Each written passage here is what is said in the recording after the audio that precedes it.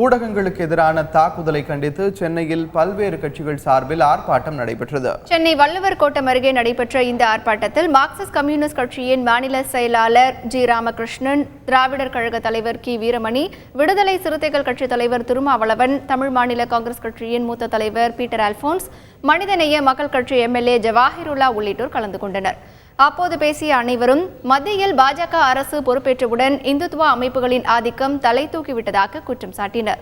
ஊடகங்களுக்கு எதிரான தாக்குதலில் ஈடுபட்டவர்கள் மீது கடும் நடவடிக்கை எடுக்க கோரி அனைவரும் முழக்கங்களை எழுப்பினர். பின்னர் பேசிய கி வீரமணி, ஊடகங்களுக்கு எதிரான தாக்குதலை கண்டித்து அடுத்த மாதம் தாலி அகற்றும் விழாவும் மாட்டுக்கறி விருந்தும் நடைபெறும் என்று கூறினார். ஏப்ரல் அம்பேத்கர் அவர்களுடைய பிறந்த நாள்.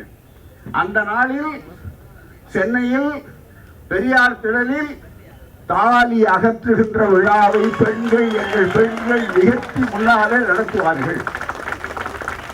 வந்து பார், ஒத்தக்கற்புள்ளவர்கள் வரலாம். அன்றைக்கு மாலையிலேயே தாலி அகற்றியவுடன் மாட்டுக்கறி விருந்து நடைபெறும்.